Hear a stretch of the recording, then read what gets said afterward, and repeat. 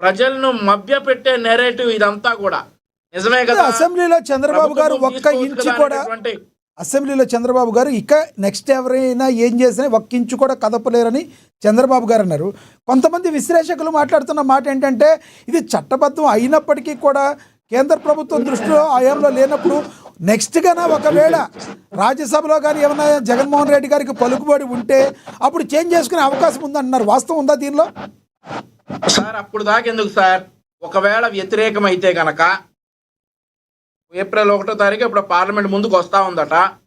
వాళ్ళకి 4 ఎంపీలు ఉన్నారు, రాజ్యసభలో ఇంకొంతమంది ఉన్నారు.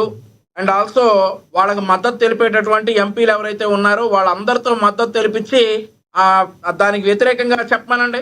అలా ఎలా చెప్తారు? ఎన్నికలకు ముందు, ఎన్నికలు అయ్యాకే చెప్తారు వాళ్ళు. ఏదైనా ఎన్నికల తర్వాతే చెప్తారు. ఇందాక చెప్పారు రమేష్ గారు, మీరు వినలేదా?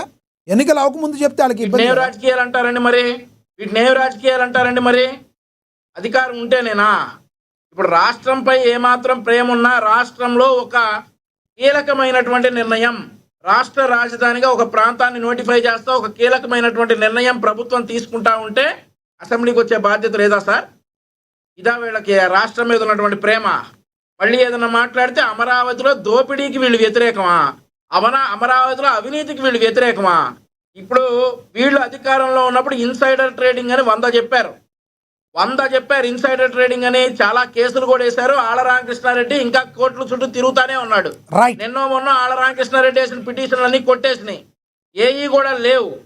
వీళ్ళు ఇంకా మళ్ళీ అమరావతి అవినీతి అని అంటా ఉన్నారంటే మరొక ముఖ్యమైన విషయం సార్. ఎవడు సార్ సజ్జలు ఎవడు? మా సజ్జలు చెప్పాడు మేము వ్యతిరేకం కాదని. మీ సజ్జలు చెప్తే మీకు చెప్పుకోండి మీ సజ్జలు చెప్తే. ఆయన ఎవడు? మాకెవడు అసలు? ఆయన మాకేం సంబంధం సజ్జలతోటి? సజ్జలు ఏమన్నా లాడ్డా? మీ సజ్జలు చెప్తే మీరు వినండి, మీరు ఫాలో అవ్వండి. సజ్జల మంచి బావి చూపించి దూకంటారా అంటే దూకండి, అంతేగాని సజ్జల అమరావతి గురించి చెప్పాడు ఇది ఇట్లాంటి వాళ్ళ నాయకుల గురించి వాళ్ళు చెప్తున్నారు సార్, దానిలో తప్పేముంది? కాదు, వాళ్ళ నాయకులు ఆయన వాళ్ళందరికీ కూడా ఒక చెప్పాలి సార్, వాళ్ళకి చెప్పాలి. రాష్ట్ర ప్రజలకు చెప్పడానికి హూయిసి రైట్, అధికారికంగా ఇంకా అవకాశం ఓకే నాకు చెప్పడానికి ఎవడు? రైట్ ఎవడు సజ్జల? రైట్ మాకు చెప్పడానికి ఎవడు? వాళ్ళకి చెప్పుకోమనండి, వాళ్ళని దూకమనండి బావిలో. మాకేంటి సంబంధం? రాజధాని అమరావతి సజ్జల ఎవడాడు? అతను ఎవడో చెప్పడానికి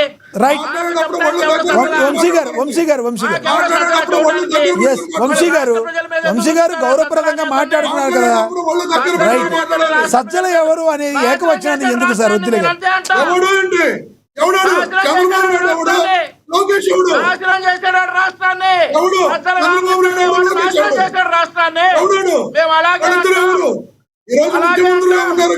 వంశీ గారు మీరు విమర్శ చేస్తున్నారు. వంశీ గారు ఇప్పటి వరకు బాగానే మాట్లాడారు కదా. సింగులర్ గా ఏకవచనం యూజ్ చేయడం దేనికి వంశీ గారు? రైట్, ఇది మళ్ళీ వేరుగా వెళుతుంది. దయచేసి ఆగండి, ఇద్దరు ఆగండి. గెలవలేదు సజ్జల చెప్పేటటువంటి మాటలు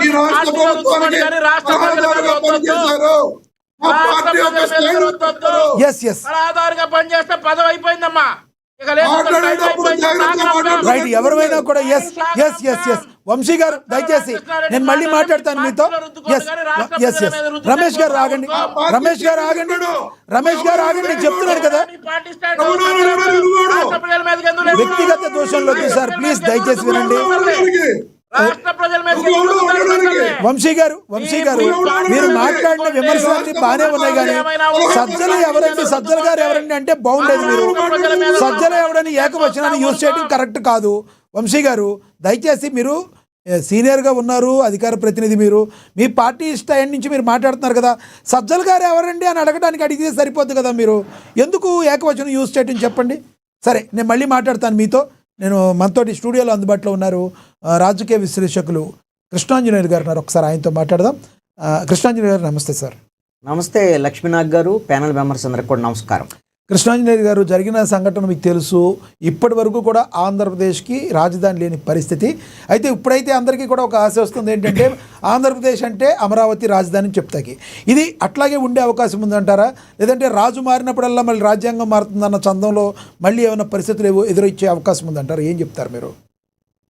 ఇందాక నుంచి మన డిబేట్లో వైఎస్ఆర్ కాంగ్రెస్ పార్టీకి అమరావతి మీద ఒక స్టాండ్ లేదు, అమరావతికి ఉంటుందా, లేకపోతే 3 రాజధానులు అవుతాయా, లేకపోతే 33 రాజధానులు అవుతాయా, ఏంటి జగన్మోహన్ రెడ్డి స్టాండ్ అనేటువంటి దాని మీద కన్ఫ్యూజన్ ఉంది అనేటువంటి దాని మీద మీరు అదేవిధంగా డిబేట్కి సంబంధించిన అంశాల మీద మాట్లాడారు.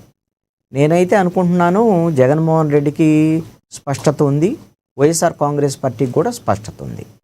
అది ఏమిటి అని అంటే వాళ్ళు ఈ అమరావతి రాజధానిని యాక్సెప్ట్ చేయటం లేదు, దీన్ని మేము ఒప్పుకోము అనేటువంటి దాని మీదే ఉన్నారు. ఈ అంశము ఎప్పుడైతే అమరావతికి సంబంధించినటువంటి పార్లమెంట్లో చట్టబద్ధత అనే అంశం తర్వాత కూడా జగన్మోహన్ రెడ్డి ముఖ్యమంత్రి ఎక్కడ కూర్చుంటే అక్కడే రాజధాని అని కూడా ప్రెస్ కాన్ఫరెన్స్లో చెప్పారు. ఎగ్జాక్ట్లీ. అంటే మేము అప్పుడు ఎప్పుడైతే ఆయన ముఖ్యమంత్రిగా ఉన్న సమయంలో ఢిల్లీలో కూర్చొని నేను వైజాగ్ వెళ్తున్నాను, వైజాగ్లోనే రాజధాని ఉంటుంది, అక్కడే పరిపాలన రాజధాని ఉంటుంది, పెట్టుబడులు రండి అని ఆ రోజున ముఖ్యమంత్రిగా ఉన్నప్పుడు ఎట్లాగైతే పిలిచాడో ఇప్పుడు కూడా ఆయన ముఖ్యమంత్రి ఎక్కడ కూర్చుంటే అక్కడే రాజధాని అనేటువంటి విధంగా మాట్లాడేటువంటి పరిస్థితి. ఈ రోజున ధర్మాన ప్రసాదరావు మాట్లాడినటువంటి మాటలు కూడా విన్నాం కదా. ధర్మాన ప్రసాదరావు ఏమన్నా చిన్న స్థాయి నాయకుడేం కాదు, వైఎస్ఆర్ కాంగ్రెస్ పార్టీలో మాజీ మంత్రి, కీలకమైనటువంటి నేత, ఉత్తరాంధ్రకు సంబంధించినటువంటి దాంట్లో ఆయన ఈ రోజున చాలా స్పష్టంగా చెప్పారు, మా ప్రభుత్వం వస్తే, ఇప్పుడు ఈ ప్రభుత్వం అమరావతి అంటుంది, రేపు మా ప్రభుత్వం వస్తే మేము మార్చుకునే దానికి అవకాశం ఉంది అనేటువంటి విషయాన్ని ఆయన చెప్పాడు. ఇక్కడ వైఎస్ఆర్ కాంగ్రెస్ పార్టీకి చాలా స్పష్టత ఉంది, అమరావతిని మేము అంగీకరించబోము అని స్పష్టంగా చెప్తున్నారు. ఇది అందరూ అనేటువంటిది ఏంటి అని అంటే జగన్మోహన్ రెడ్డి 2019 ఎన్నికలకు ముందు వైఎస్ఆర్ కాంగ్రెస్ పార్టీ రాజధాని మార్చను అని చెప్పి 2015లో అసెంబ్లీలో తీర్మానం జరిగినటువంటి సందర్భంలో అమరావతి అదే గుంటూరు విజయవాడ మధ్యలో రాజధానిని మేము యాక్సెప్ట్ చేస్తున్నామని చెప్పేసి అసెంబ్లీలో అంగీకరించి, అదేవిధంగా అనేకమైనటువంటి సభల్లో 2019 ఎన్నికలకు ముందు సభల్లో మీరు ఒకసారి విజువల్స్ చూస్తే గుంటూరు గుంటూరు గుంటూరు, విజయవాడ విజయవాడ విజయవాడ అని అరిచి ఈ రెండింటి మధ్య రాజధాని ఉండటానికి మేము ఒప్పుకుంటున్నామని కూడా చెప్పి వాళ్ళ పార్టీ నాయకులు రోజా, అదేవిధంగా వాళ్ళ మేనిఫెస్టో కమిటీకి సంబంధించినటువంటి వాళ్ళందరూ కూడా మా జగన్మోహన్ రెడ్డి ఇక్కడే తాడేపల్లిలో ఇల్లు కట్టుకున్నాడు, ఇక్కడే రాజధాని ఉంటుందని చెప్పి 2019లో గెలిచిన వెంటనే డిసెంబర్ వచ్చేసరికల్లా అసెంబ్లీలో ఒక బాంబు లాంటి వార్త పేల్చాడు. ఎందుకు దక్షిణాఫ్రికా తరహాలో మనం 3 రాజధానులు ఎందుకు పెట్టుకోకూడదు, ఆ దక్షిణాఫ్రికా తరహాలో మనం ఎందుకు అభివృద్ధిలో వెనక్కి వెళ్ళిపోకూడదు, ఇలాగా ఆయన ప్రకటించినటువంటి పరిస్థితి. పోని పెట్టాడా 3 రాజధానులు? పెట్టగలిగాడా? అందుకనే మీరు ఒక ప్రశ్న, మీకు ఒక అనుమానం వ్యక్తం చేశారు. అదేంటి, ఇప్పుడు వీళ్ళు తీర్మానం చేస్తున్నారు, చట్టబద్ధత కల్పిస్తారు, రేపొద్దున జగన్మోహన్ రెడ్డి వస్తే మారుస్తాడు కదా అని అంటున్నారు, చాలామంది అని అంటున్నారు. నేనేమంటానంటే జగన్మోహన్ రెడ్డి ఎప్పుడో వస్తే మారుస్తాడు అనేటువంటి విషయం పక్కన పెడదాం. అసలుకి జగన్మోహన్ రెడ్డి ఆల్రెడీ ముఖ్యమంత్రిగా 5 ఏళ్ళు ఉన్నాడు, మార్చడానికి ట్రై చేశాడు, మార్చటానికి చేతకాక ఈ రోజున జనం తిరస్కరించిన తర్వాత 151 నుంచి 175కు పోవాలని 11 సీట్లతో ఈ రోజున మూల కూర్చున్నటువంటి పరిస్థితి ఉంది. ఆ రోజునే 33 రాజధానులని 33 నిర్ణయాలు చేసేసి హైకోర్టులో బొక్కబారులో పడ్డాడు. ఆ రోజున పార్లమెంట్కి పోయి చెప్పింది కదా హైకోర్టు, మీరు పార్లమెంట్కి వెళ్ళండి, విభజన చట్టాన్ని సవరణ చేసుకోండి అని చెప్పింది కదా. ఆ రోజు చేశాడా? చేయగలిగాడా? ఆ రోజే చేయలేదు. ఆ రోజున 150 సీట్లు వచ్చినటువంటి జగన్మోహన్ రెడ్డి ఏం చేయలేక 3 రాజధానులు